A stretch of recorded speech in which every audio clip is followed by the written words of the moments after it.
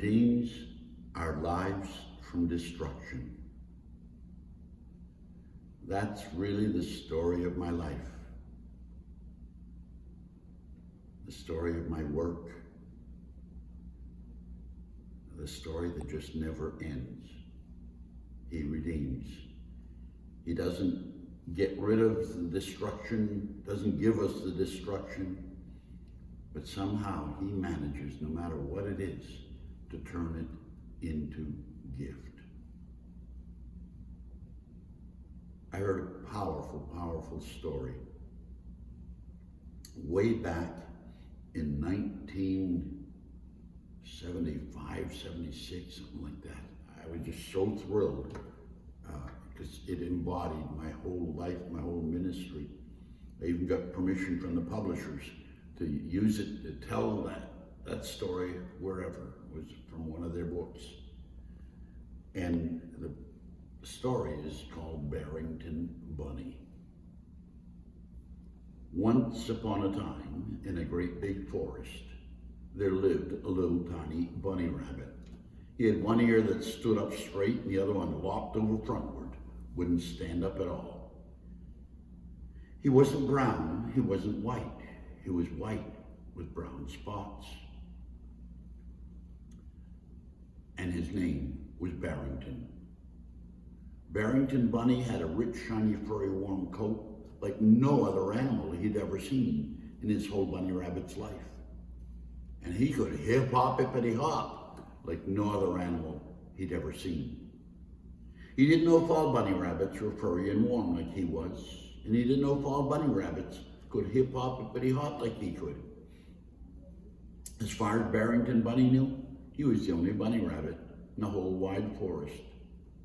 He couldn't ever remember seeing another bunny rabbit. Wintertime, we're told, is a very special time for the animals in the forest, because with winter comes Christmas. With Christmas comes parties.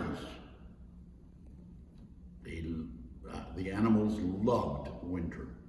Barrington Bunny hated winter with all that he was worth, because with winter came Christmas. With Christmas came parties, but he had no family to gather with. Our story has it that it was Christmas Eve this year, and Barrington Bunny had decided he was sick and tired of going home to be alone at Christmas. No, this year he wasn't going to go home. He's going to stay out in the forest, play around as hard as he could, get as tired as he could. Hopefully, he thought he'd fall asleep under some oak tree somewhere. Be tired enough to sleep straight through all that nonsense of Christmas and parties, etc. And so he started hip-hop, hippity-hop. His pathway home took him under a huge oak tree. And as he passed under it, making all his antics and moves that he thought would get him tired, suddenly he heard up above in the tree what sounded like a party. He listened. Yeah, it was the squirrels. They were having their annual Christmas party, and they were all excited. Well, Barrington Bunny got excited like you can't imagine. I can go to the squirrels' party, he thought, because there, thank God, I won't be alone. The squirrel heard him holler, came and said, sure, come on up, you can come to our party. You can climb trees, can't you? Oh no, said Barrington, I can't climb trees, but I'm furry and warm. I'd really make your squirrel's nest nice and snug and warm if I were up there with you. Bunny Rabbit, said the squirrel, I don't know anything about being furry and warm and all that, but if you can't climb trees, how are you going to get in our house? Oh, I never thought of that, said Barrington. Well, Merry Christmas anyway, squirrel. Say Merry Christmas to the family for me. And as the bunny rabbit hopped away, he started to wonder about the uselessness of an animal that couldn't climb trees. Well, even the ants and the flies and the bugs can climb trees, thought Barrington Bunny to himself. Why can't I climb trees? He's still hopping for home, pondering his uselessness in not being able to climb trees, when at the center of the forest he came to the great wide riverbed. And there in the middle of the river he saw it, the neatest little house Barrington Bunny had ever seen in his whole bunny rabbit's life, all neatly put together, twigs and mud, the beaver home. And what a party they had going on inside. Laughing, singing, joke-telling, the works. Everything you'd expect at a good party, the beavers had at their party. Barrington Bunny got all excited. I can go to the beavers' party, he thought. Thank God, there's no trees to climb. A wet, shiny nose was followed by a whole beaver when he heard Barrington holler and looked at him and said, sure, come on in. You can come to our party. You can swim, can't you? Oh no, said Barrington. I can't swim, but I can hop and I'm furry and warm. I don't know anything about those things, said the beaver. But if you can't swim, how are you going to get in our house? Oh, I never thought of that. Well, Merry Christmas anyway, beaver. Say Merry Christmas to the family for me. And now as the bunny rabbit hopped away, he started to cry. Bunny rabbits, he thought to himself, just have to be the most useless creature that God ever created. They can't climb trees, they can't swim. What the heck good are they? Good for nothing. Nothing but useless showpieces in the forest. He was crying pretty hard. He wondered if he'd even find his way home. But now he didn't even care. What was home if he had nobody to share it with? All of a sudden, he stopped dead. At first he wasn't sure he had heard it. He cocked his head and he listened. Squeak, squeak, squeak, he heard. And he began looking. There he saw it in the distance. It had to be the tiniest little field mouse Barrington Bunny had ever seen in his whole bunny rabbit's life. Like it was a day old, maybe 2 days, a week old at the very most. And the poor little creature was crying its head off. Help, it was hollering, help, somebody help me find my way home, I'm lost. And 3 of the biggest bunny rabbit hops you've ever seen, Barrington Bunny was right next to that little tiny field mouse. Don't worry about a thing, he said. I'm a bunny rabbit.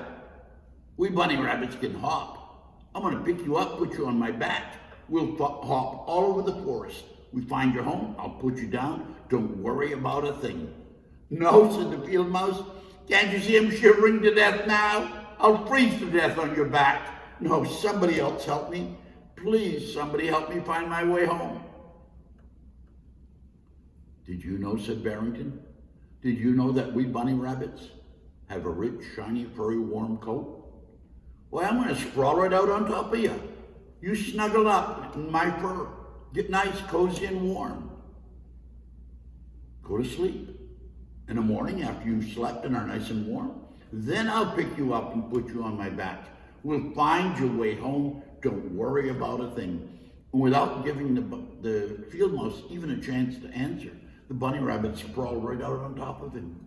He was so excited as he felt the panicky breath of the field mouse go to a nice, calm breathing, right off to sleep there in his own fur. He had only 2 thoughts at Christmas Eve night as he lay there, keeping that little tiny field mouse alive and well and warm. It sure is good to be a bunny rabbit, he thought to himself, because we do have some special gifts. I mean, we can hop, and we're furry and warm.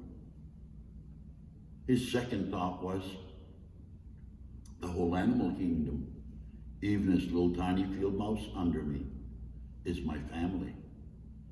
Well, you can't imagine how excited the field mouse family was the next morning when they came out looking for their little lost brother and found him alive and well and warm beneath the furry carcass of a frozen, dead bunny rabbit.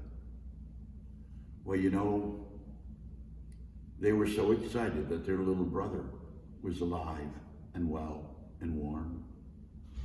None of them even stopped to question where that dead bunny rabbit had come from.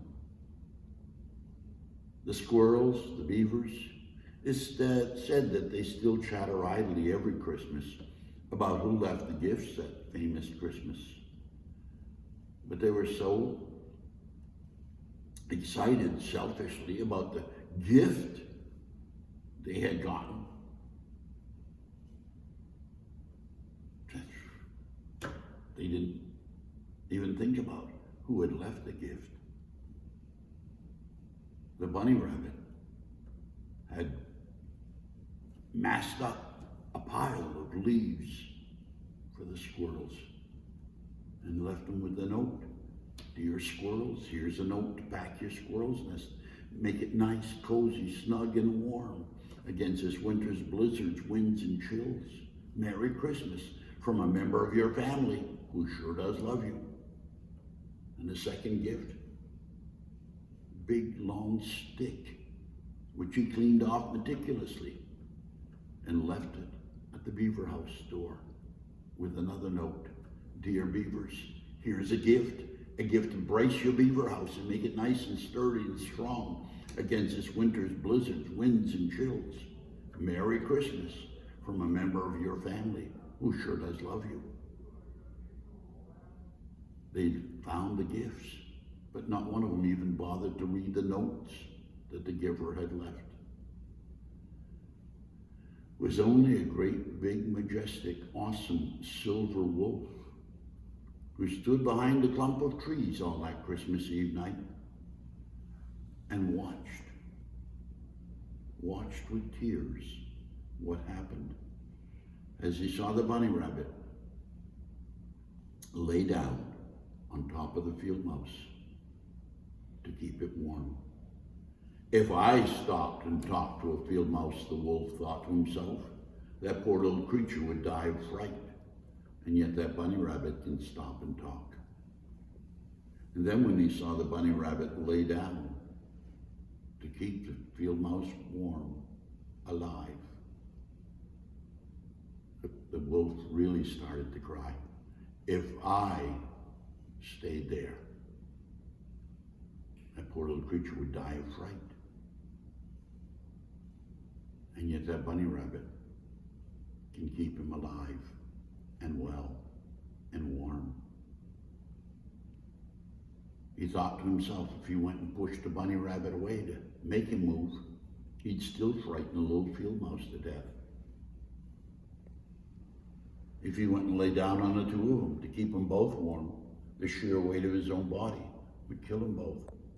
Not knowing what to do, that great, big, majestic, awesome silver wolf stood behind that clump of trees all that Christmas Eve night and cried his eyes out as he watched the noblest of his little brothers give his very life as a gift to keep a littler brother alive and well and warm. A children's folk tale? No. It's your story and mine.